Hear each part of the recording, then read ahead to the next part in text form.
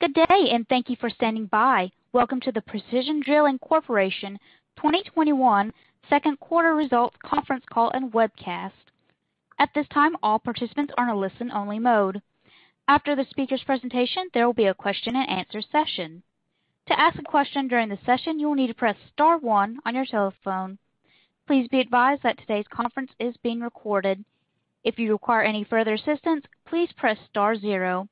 I would now like to hand the conference over to your speaker today, Dustin Honing, Director of Investor Relations and Corporate Development. Please go ahead. Thank you, Maddie, and good afternoon, everyone. Welcome to Precision Drilling's second quarter 2021 earnings conference call and webcast. Participating today on the call with me are Kevin Neveu, President and Chief Executive Officer, and Carey Ford, Senior Vice President and Chief Financial Officer. Through our news release earlier today, Precision reported its second quarter 2021 results. Please note that these financial figures are in Canadian dollars unless otherwise indicated.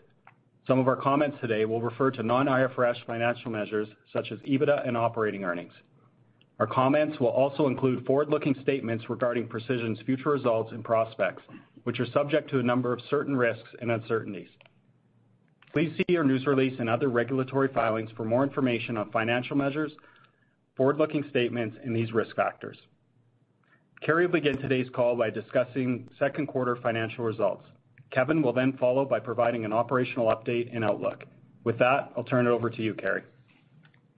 Thank you, Dustin. Before we discuss our second quarter results, I'd like to notify the audience on this call that Dustin will be taking on a new role within Precision, overseeing the finance operations and other administrative functions within our well service division. As you all know, Dustin has managed PD's investor relations efforts very well over the past 2.5 years, and he is ready for a new challenge within our organization. For the time being, you can contact me with investor relations matters. Moving on to our second quarter results. Precision's second quarter results were characterized by increasing North American activity, field margin performance exceeding our prior guidance, and continued strict focus on cost control and cash flow generation. Our second quarter adjusted EBITDA of $29 million included a share-based compensation expense accrual of $26 million. Absent this accrual, adjusted EBITDA would have been $55 million, far exceeding our expectations.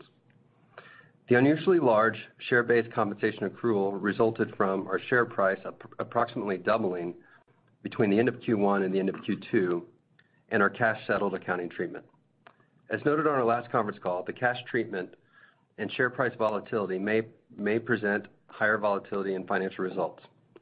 Please keep in mind we have the ability to pay a portion of these awards as either cash or equity upon vesting. During the quarter, we received $9 million of CEWS assistance payments. As a reminder, the CEWS program supports employment in Canada, and Precision has utilized this program to preserve jobs within our organization. The CEWS program has continued into the third quarter, and we expect the impact to Precision to be approximately $25 million for 2021. In the U.S., drilling activity for Precision averaged 39 rigs in Q2, an increase of 6 rigs from Q1. Daily operating margins in the quarter were $6,752, a decrease of $275 from Q1, primarily due to legacy contracts rolling off into the spot market, offset by higher spot market pricing on new rigs and increasing adoption of alpha technologies. Absent impacts from IBC and turnkey, daily operating margins would have been $227 lower than Q1. During the quarter, we activated 6 rigs, and the reactivation expense remained in the $150,000 to $200,000 range, and we expect the same cost per reactivation for the coming quarters. For Q3, we expect normalized margins to be in line with Q2, an indication of average field margins bottoming this summer. In Canada, drilling activity for Precision averaged 27 rigs, an increase of 18 rigs from Q2 2020 and representing a tripling of the rig count. Daily operating margins in the quarter were $7,124, a decrease of $1,918 from Q2 2020. Absent the CEWS impact, margins would have been $5,247 or $1,378 higher than Q2 last year. For Q3, we expect margins, absent of Qs and one-time recoveries, to be consistent with Q2 and slightly down compared to Q3 last year due to rig mix, offset by price increases, improved fixed cost absorption, and higher alpha technology adoption. For reference, daily operating margins in Q3 2020, absent Qs and one-time recoveries, were $6,270. Internationally, drilling activity for Precision in the quarter averaged 6 rigs, and international average day rates were $54,269, consistent with the prior year. In our C&P segment, adjusted EBITDA this quarter was $4.3 million, up approximately $5.5 million compared to the prior year quarter. Adjusted EBITDA was positively impacted by a 466% increase in well servicing hours. In addition, a lower cost structure, Q's program support, and well abandonment work supported the quarter's financial results. Well abandonment work represented less than 20% of our operating hours in the quarter. Capital expenditures for the quarter were $20 million, and our full year 2021 guidance has increased to $63 million, comprised of $41 million for sustaining infrastructure and $22 million for upgrade and expansion, which relates to anticipated investments supporting alpha technologies and contracted customer upgrades. As of July 22nd, we had an average of 33 contracts in hand for the third quarter and an average of 34 contracts for the full year 2021. In June of this year, we completed a $400 million offering of senior notes due in 2029 with a coupon of 6 7/8% and an extension of our revolving credit facility to 2025.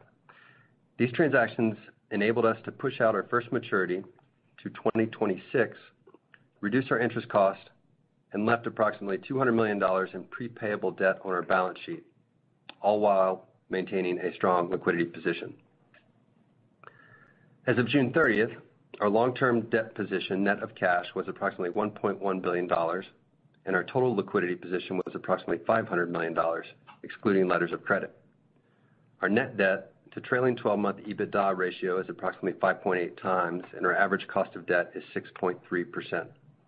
We remain in compliance with all our credit facility covenants in the second quarter with an EBITDA to interest coverage ratio of approximately 2 times. During the quarter, we reduced total debt by $23 million, and year-to-date debt reduction is $52 million, over halfway to meeting our debt reduction target range of $100 to $125 million for the year. Our capital allocation program remains substantially weighted to debt reduction, and we remain on track to meet or exceed our long-term reduction target of $800 million between 2018 and 2022, where we have already reduced debt by $602 million since the beginning of 2018. For the remainder of 2021, we expect to continue generating free cash flow through operations. With higher activity, improved pricing, and only $22 million of cash interest due, we expect cash flows to be robust in the second half, supporting further deleveraging. For 2021, our guidance for depreciation and G&A before share-based compensation are $280 million and $55 million respectively. As a result of our recent debt refinancing, our run rate cash interest expense is less than $80 million, and we expect it to move lower as debt pay down should continue in 2021. Finally, we expect our cash taxes to remain low and our effective tax rate to be below 10%. With that, I will now turn the call over to Kevin. Thank you, Gary, and good afternoon. I'll now take a few minutes to discuss the strong recovery developing in our North American businesses and update you on our progress towards our 2021 strategic priorities. But before I start, I want to reflect that the last year and a half has been extremely challenging for our industry and especially the people who work here at Precision. The pandemic health challenges, the lockdowns, the industry layoffs and the early retirements, and the increased individual workloads have taken a huge personal toll on our people. Our field operations have remained fully staffed and unavoidably working in close contact, but have managed the pandemic challenges on the job and at home exceptionally well. Over the last 2 months, we have fully restaffed our corporate offices in Houston and Calgary, and I thank our people for the excellent work they performed in their roles remotely over the past year and I appreciate the challenges they continue to face every day. We are in the beginning stages of what's emerging as a strong industry recovery, and we rely on the hardworking and loyal Precision team to execute our business, support our customers, and help drive the results our investors and stakeholders expect. While Kerry fully covered off our recent debt financing activities, I'll just add that I am extremely pleased to have substantially resolved our maturity profile, lowered our interest carrying expense, and maintained our strong liquidity, all while continuing to make excellent progress towards both our short-term and long-term debt reduction targets. We believe that reducing our debt levels and bringing our leverage level below 2x EBITDA will create substantial value for our investors. It should be clearer now than ever before that our scale-based business model, utilizing high-value, long-life assets, coupled with highly skilled crews and leading digital technologies, creates a strong, full-cycle free cash flow profile, and the asset base will require minimal capital and reinvestment for the foreseeable future. So turning to our regional markets, I believe the rebounding customer demand we see in Canada in the Canadian segment has broad implications as a leading indicator for what we expect to develop in the U.S. From a high level, Canadian customer demand has returned to above pre-pandemic levels. Even during the second quarter, our Canadian drilling activity, while tripling last year's level, was in line with 2019. In our well service business, second quarter activity was over 7 times what we experienced last year, also in line with 2019 activity levels. Now, several weeks into the third quarter, we see demand levels trending substantially higher than 2019, and I'll come back to that in a few moments. Looking closer at our Canadian customer mix, while private equity producers play an important role, over 2/3 of the demand we see comes from publicly listed producers.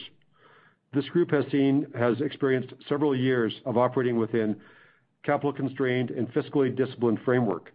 They've been focused on debt reduction and return of capital to shareholders since the middle of the last decade, and they've driven cost efficiencies through all aspects of their business models. Additionally, we've seen several key consolidating transactions in our customer space that further builds up producer scale and efficiency. And now with the improving commodity fundamentals, with firm AECO gas and Western Canada select oil prices and resilient NGL pricing, they have responded quickly but modestly, increasing drilling activity while remaining highly capital disciplined. This modest increase in spending has a meaningful impact when multiplied across the full producer space. I'm confident we'll see a similar trend emerge in the U.S. as the public producers' older producer hedges roll off and are replaced with the current strip, and those customers find a path to balance modest growth with sustained shareholder returns. Currently, our Canadian drilling rig count of 52 operating rigs compares to 13 this time last year and exceeds both 2019 and 2018 levels. We mentioned in our press release that we had several more rig activations planned through the third quarter and should see activity trend into the upper 50s later this quarter, with the potential for additional rig activations in the fourth quarter as our customers prepare for a busier 2022. Unusually, we expect Precision's Q3 total drilling days will exceed the Q1 winter drilling season. The only other time I've seen this happen was during the 2010 recovery following the global economic recession. That slowdown pales in comparison to what we've experienced over the past 18 months. Early in July, we agreed with a customer to a long-term contract which includes the cost to mobilize a Precision Super Triple rig from Colorado to northeastern BC, further strengthening our market position in the Montney play. I think we'll have additional opportunities for ST-1200 rig redeployments to Canada as our customers look to their 2022 drilling budgets. Labor shortages have emerged across the Canadian oil service industry as a serious challenge. We are finding that many people have left the industry and are reluctant to return. The East Coast commuting workers are not able to easily travel, and the pandemic-related unemployment insurance programs seemingly discourage workers from re-entering the workforce, at least for now. We believe that recruiting and training employees is a core Precision competitive advantage and will ensure that we sustain a strong market position as this recovery continues. For you, the takeaway is that the labor tightness is significantly impacting the service industry and providing a meaningful backdrop for rate increases. We began those price increase discussions with our customers during the second quarter and increased rates on all rig classes, several $100s above any cost inflation impacts. Marching our rates back to positive net income territory is the key objective of our sales team, and we believe this will be possible with the rate increases which began this spring and will continue as pricing discussions commence in the fall for the 2022 winter drilling season. Now turning to our Canadian Well Service division, the recovery there is remarkable, with current activity trending well above 2019 levels. Today we have 38 well service rigs operating compared to 29 in 2019. We expect this demand to remain strong through the next year. This healthy rebound has several fundamental base drivers. We are seeing increased workover spending by our customers as they look to rework existing wells to improve or restore production. Customer demand has increased for completions activity tied to the increased drilling programs, and of course, the additional well abandonment work related to the government-subsidized well abandonment programs are all driving demand. Labor constraints are hitting this industry segment hard, primarily due to the call-out and less predictable day-to-day nature of the employment. Again, Precision's recruiting capabilities are largely mitigating this risk for us, yet the labor challenge provides a strong catalyst for price increases. As with our drilling group, our well service sales team is charged with marching our pricing and margins back to positive net earnings territory. So in summary, our Canadian businesses will not require significant capital spending other than customer-funded technology enhancements and activity-based maintenance capital. This segment remains well-structured to generate strong and increasing free cash flow for the foreseeable future. Now, I'll remind the listeners that the Canadian recovery is not characterized by massive shifts in E&P spending. What we are seeing are modest incremental increases in spending by a highly disciplined group of public producers. Now, turning to the U.S., we think the U.S. market is poised for a similar rebound in activity, requiring only modest increases in spending by U.S. producers. Our U.S. customers have learned to operate efficiently, they continue to pay down debt, and they return capital to shareholders.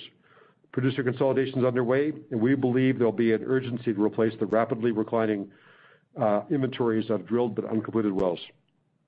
Like Canada, we expect even a modest increase in U.S. producer spending will drive significant and meaningful demand for our super-spec rigs, like our Super Triples, and particularly for our Alpha digital technologies. Currently, we are running 42 rigs in line with our prior guidance and expect to be running 45 rigs by mid-Q3.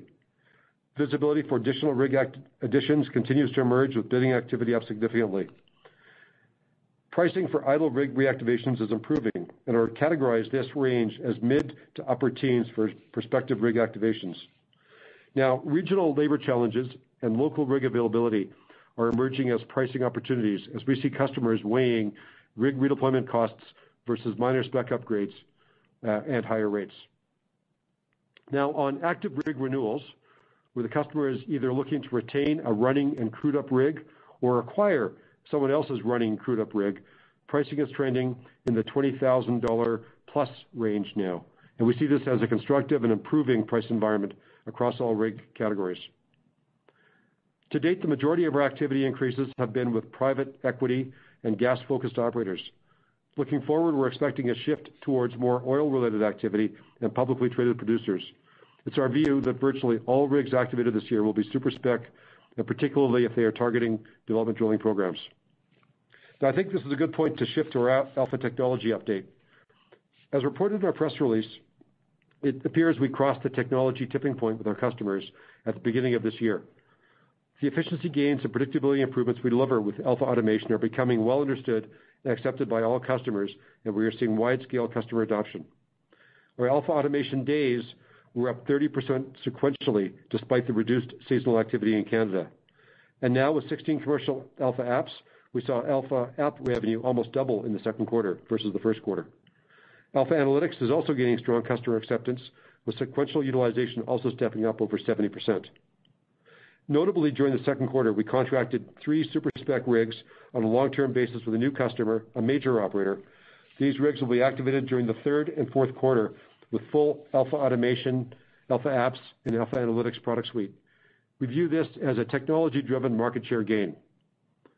Clearly, digital enablement is a theme we are hearing from virtually every customer today, and there's no question that our Alpha technology suite delivers strong digital value, and our a la carte pricing model is ensuring that we get our share of that value creation. The second common theme we hear from virtually all customers today is regarding reducing GHG emissions. Our decision to target ESG as a strategic priority this year could not have come at a better time. You may have noticed our announcement last week of the Precision E team a cross-functional group of experts within Precision tasked with leveraging our environmental and emission strategies. Also included was the announcement of our Evergreen environmental brand and the specific ongoing initiatives to provide reduced and zero-emission power sources for our rigs. The E-team has made excellent progress this year, and we are very well positioned with our customers as a key service provider helping solve their GHG challenges. We also published our second annual corporate responsibility report, which is aligned with SASB and TCFD disclosure standards. I recommend you go to our website and review our comprehensive corporate responsibility disclosure. Lastly, in our international business segment, as Carey mentioned, activity was stable during the second quarter, with 3 rigs operating in Kuwait and 3 rigs operating in the Kingdom of Saudi Arabia. We are expecting upcoming tenders for our 3 idle rigs in Kuwait and believe we have a good chance of success on those tenders. This may result in rig activations later this year. These rigs will require some equipment recertifications, and I would expect capital spending on the order of $3 to $5 million per rig, which we'd expect to recover inside the first few months of rig operation. We're seeing increased tender activity in the Arabian Gulf region through several NOCs and expect this could result in further rig activation opportunities early next year. It seems that much of the rig tendering sequencing is linked to the timing of the relaxing of the oil export limits. As always, the National Oil Company tender process tends to be lengthy, but results in similarly lengthy contract terms, something we ultimately desire. With the improving outlook across all of our business segments, I'll return to the people of Precision who are critical to every aspect of our services. Thank all of you for your hard work, perseverance, and excellent risk management over the last several quarters. So I'll now turn the call back to the operator for questions. As a reminder, to ask a question, you will need to press star 1 on your telephone. To withdraw your question, press the pound key. Please stand by while we compile the Q&A roster. And your first question comes from the line of Ian McPherson from Piper Sandler. Thanks. Good afternoon, Kevin and Carey. Congratulations on the debt refi.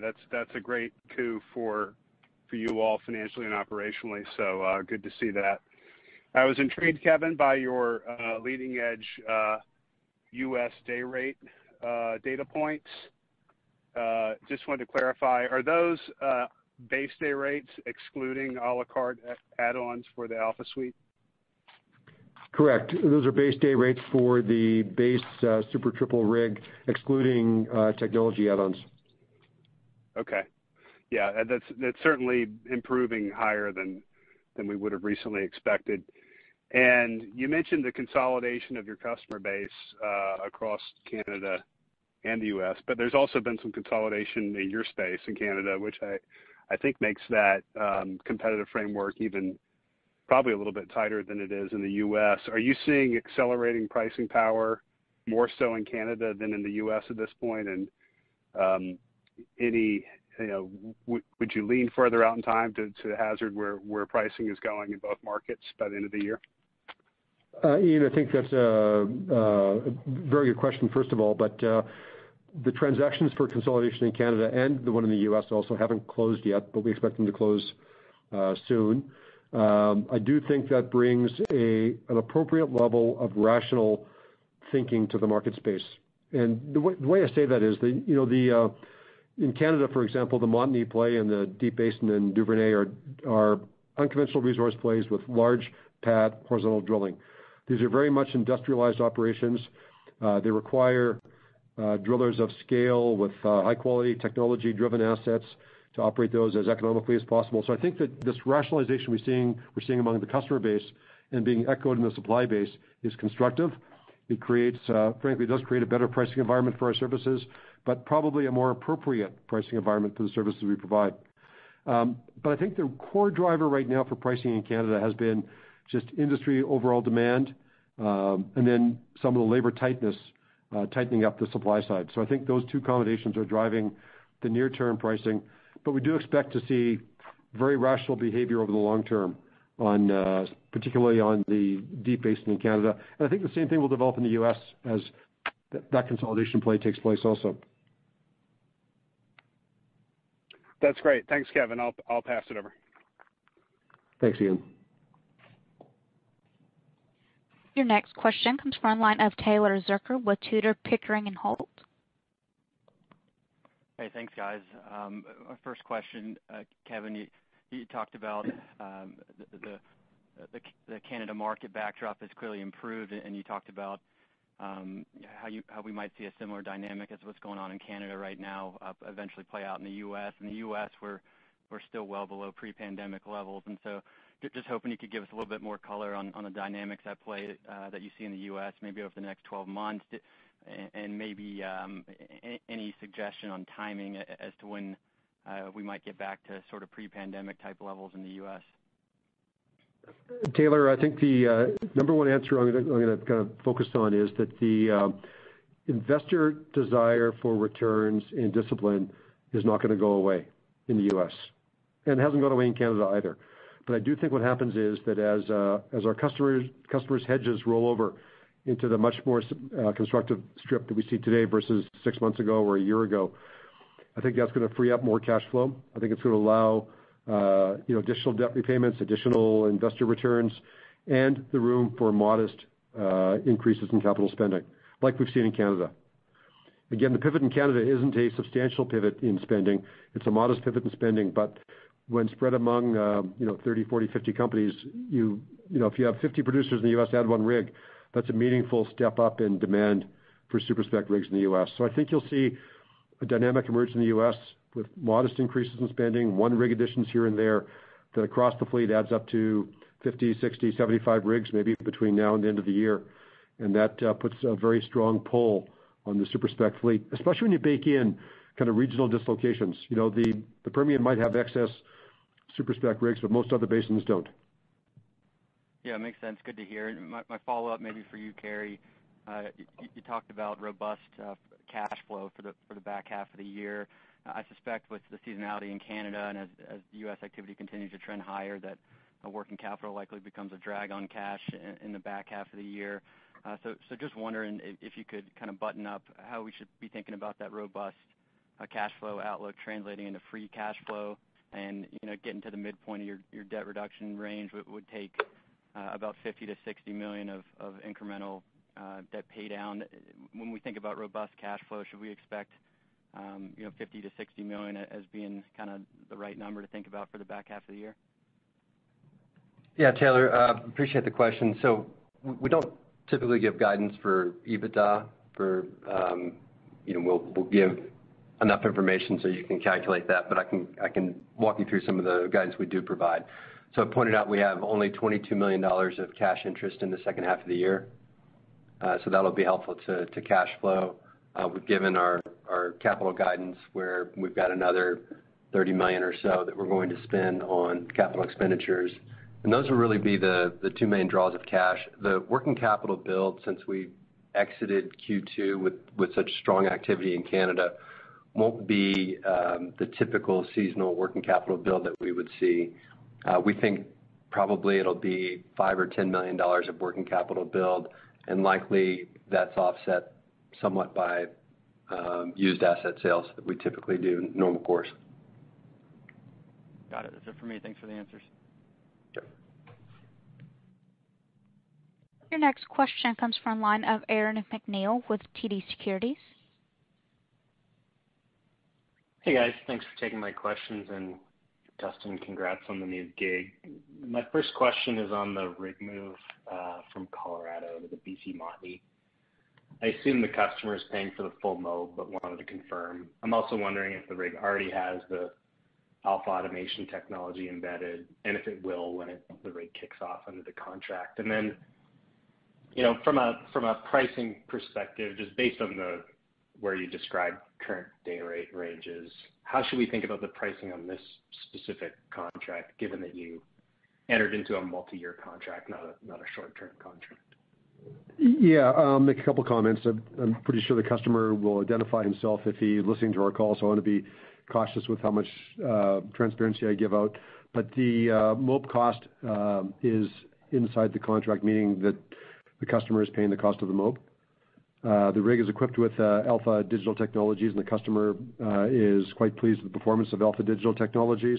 There will be some recertification costs as we bring the rig back into Canada. We'll spend under $2 million to do the recertifications on the rig. Understood. I think I hit all the points. Aaron, I think I answered all your questions, but if I missed one, let me know. Just on the, is the pricing materially different given that it's a multi-year contract versus the rates you described? I would say that the pricing is structured to give us a return on our investment that we think is well above our cost of capital and in the appropriate long-term range. Sure. The bottom line is it's not they're not locking in a low market price for the long term. It's a price that we're happy with and that we've negotiated carefully with the customer and delivers us a good return. Yeah, and Aaron, I would also add we're not executing this move for strategic reasons. We're getting an appropriate financial return. Should I interpret the rig move as just a signal that there's extremely limited capacity in this asset class in Canada? I think so. I think the demand could move up, further, maybe another 2 to 4 rigs into 2022. And I don't think we'll be successful in all 4 of those or 3 of those or whatever it turns out to be. But we would expect that if we mobilize further rigs, that the cost of mobilization is covered by the customer.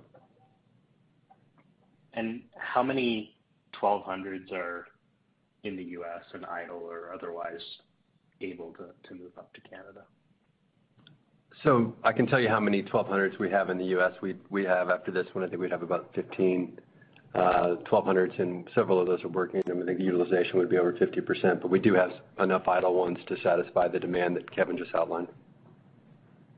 Got it. And then final question for me, Carey, can you give us a sense of what your expectations are for the wage subsidy for the balance of the year, just because there's mixed signals on whether the program's wrapping up or not? Or yes, right now we're saying for the whole year we expect around $25 million. So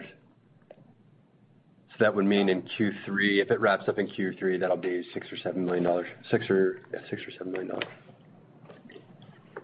Understood. That's all for me. I'll turn it over. Thanks. Thanks, Aaron. Your next question comes from the line of J.B. Lowe from Citi. Hey guys, how you doing? Good, JB. How are you? I'm pretty good. Question, I think, Kevin, you were mentioning something about potential rig reactivations being in the mid-teens. Can you just clarify which geographies you're talking about? So I actually, JB, I said mid to upper teens. So I'll be clear on that. Okay, sure. We see rates moving up, and we see rates moving up for a couple of reasons. Labor is getting tight, and it seems that industry reactivation costs are moving up a little bit. You can hang your hat on the guidance Carey gave for our activation cost in that $150,000 to $200,000 range. But I think industry-wide, there may have been some cannibalization of idle assets, but it seems that industry-wide, that activation number seems to be a little bit higher. So that's causing a better pricing discipline among the industry. So we're seeing that cold rig activation cost or price go up a little bit to mid to upper teens. I think that applies pretty much across any oily basin right now, and the gas basins are kind of fully utilized. Yeah, this would be the U.S. market, JB, if that was what you're asking. Gotcha. Okay, cool. My other question was just, could you? I know Ian kind of touched on this with asking about the rates, if they include the Alpha Suite or not. Could you break out potentially like what your total Alpha Suite revenue was in 2Q, or like a percentage of your total revenue, or anything that could give some guidepost on how much that's really impacting the P&L at this point? Yeah, so far, JB, we've given guidance on what we're getting per item ordered or per service utilized. So it's $1,500 a day for Alpha Automation, and then we're charging on apps anywhere from $250 a day up to $2,000 a day per app, and then we have additional fees for Alpha Analytics. We have not yet provided any guidance on what the consolidated revenue number is. That's something that we'll likely do in the future, but for Q2 and Q3, it's unlikely that we provide that guidance. Okay. All right. Thanks, guys. Great. Thank you. Your next question comes from the line of Cole Pereira with Stifel. Hey, afternoon, everyone. I Hi, Cole. want to start with Carey's comments on U.S. drilling margins. So I just want to be clear. You kind of see margins moving kind of flat to up after Q3. So I would interpret that, the additional activations coming on in Q4 and Q1 in the U.S. are offset by higher economies of scale and higher pricing. Did I kind of get that correct? Yes, you got that exactly correct. And what we've said there is that we think that margins are bottoming this summer, and that probably means that at some point in July or August is when we're going to see margins bottom to where average margins in Q3 are on par with average margins in Q2. Okay, great. No, that's super helpful. Thanks. And, a lot of concerns about labor tightness kind of around the Canadian oilfield services market. I mean, do you guys worry at all that, the labor issues might kind of put a lid on the rig count heading into Q1? Or how do you think about that? Cole, I think it's going to be a struggle, and there's, a number of things driving that right now. The drillers have actually, in pretty much every other rebound cycle that's always been quite sharp, the drillers have found a way to restaff rigs. I'm quite comfortable that we will restaff our rigs. I know there's probably a few PD people listening that are doing that work right now, and they're working pretty hard to find crews. But between our brand and our recruiting and our training, I expect we'll be successful, and I don't think it'll put a lid on our activity. Obviously, if a customer wants a rig for one well for 7 days, we might not do that. But any kind of meaningful program, I think we'll be able to staff up our crews for that. Industry-wide, I think it'll vary. Certainly, I can kind of go back to the early 1980s. This one might be one of the tougher environments I've seen for recruiting. Again, fortunately, our brand carries a lot of weight out there. Okay, great. That's helpful. Thanks. And I mean, with the additional upgrade CapEx, can you just provide a little color exactly on what that is? And with the small increase in maintenance CapEx, fair to assume that's just because of a more robust Canadian outlook? Yeah, I think that's a little bit higher activity expectations in both markets would be the maintenance capital. And then the upgrade capital is a combination of additional alpha automation systems and contracted upgrades for customers. Okay. Things like a third mud pump. Gotcha.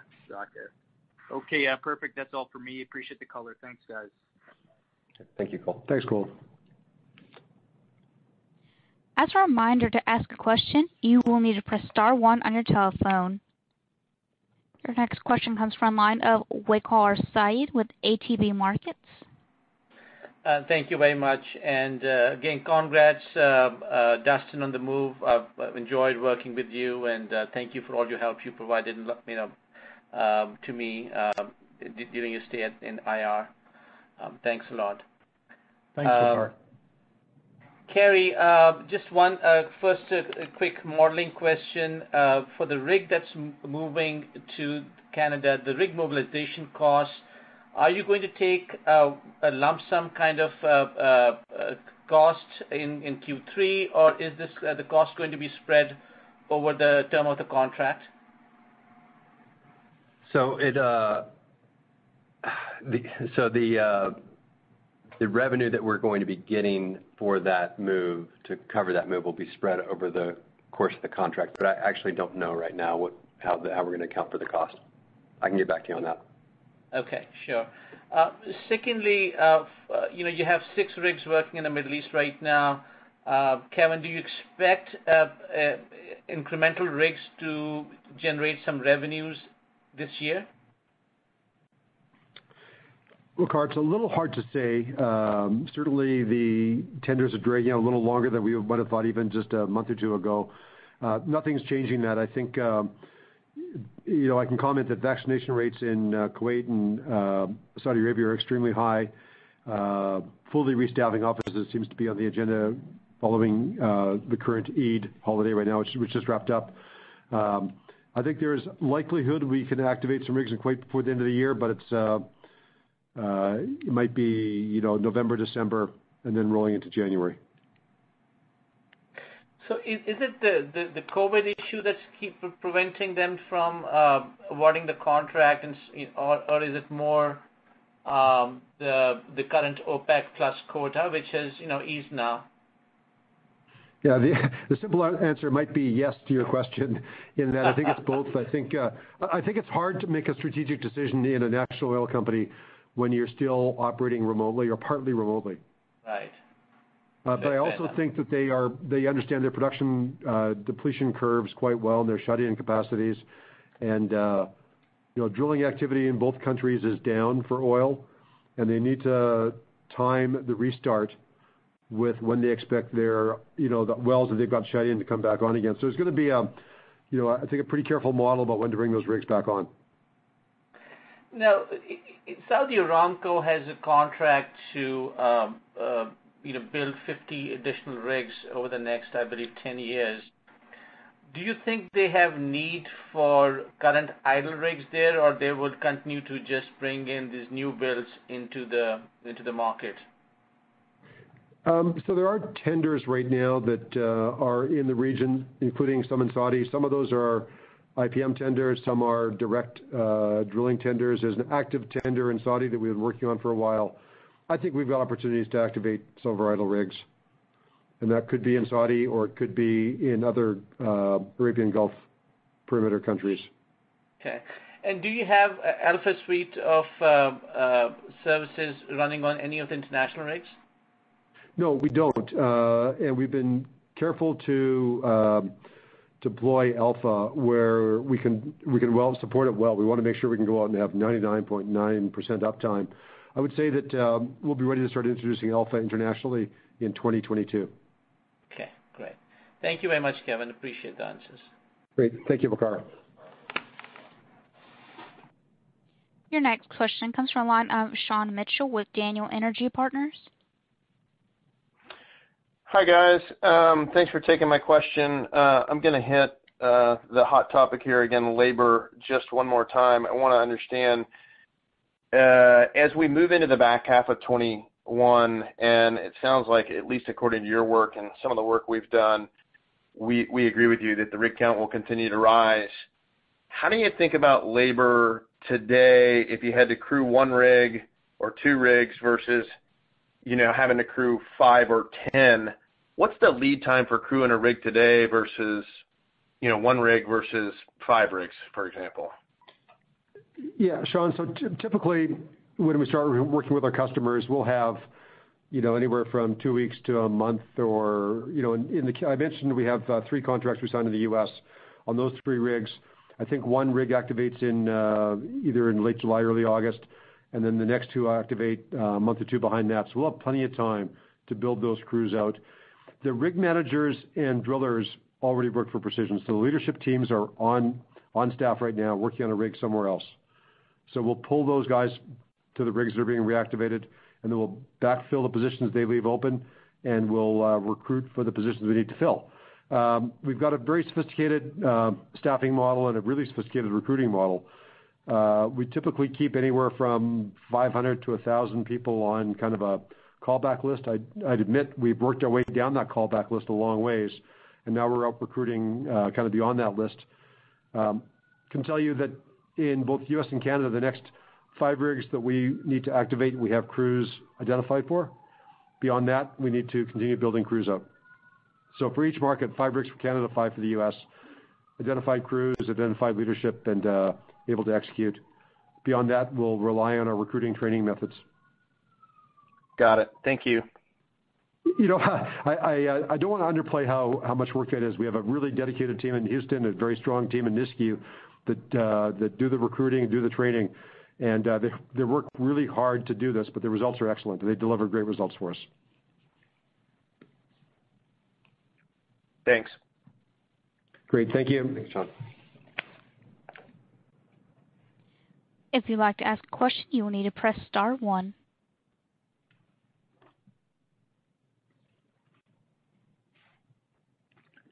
And Mr. Honey, we have no more questions at this time.